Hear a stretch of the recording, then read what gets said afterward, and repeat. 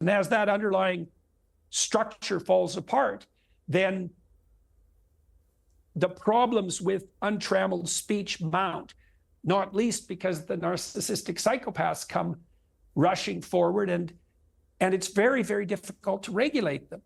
Now, I am an advocate for free speech. I'm on Musk's side in this argument, but I also understand that the 3%, 5%, something like that, of truly bad actors, they're worse than you think. I guess I'd add one more thing to that. I have a suspicion as well that people on the left have less of an imagination for evil and are therefore more likely to be captured in their endeavors by the Machiavellian actors. And I believe that because the more liberal/progressive types are higher in trait agreeableness, which makes them value compassion, for example, in the way that they do. And the problem with compassion, apart from the fact that it can become devouring if it's overextended, like you shouldn't treat grown people, for example, as if they're infants because you demoralize them. The other problem is that you have a proclivity to presume that everyone who's misbehaving is a victim who needs sympathy.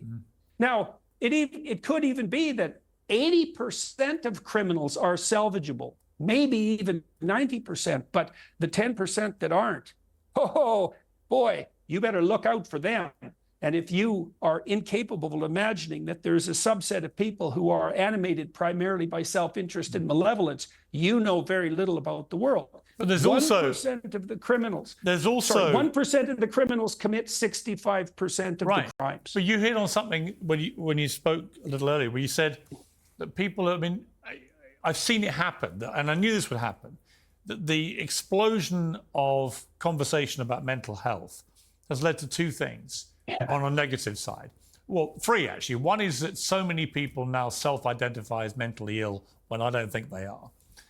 Secondly, a lot of people are using it. In Britain, we have 5 million people out of a population of 67 million currently off work.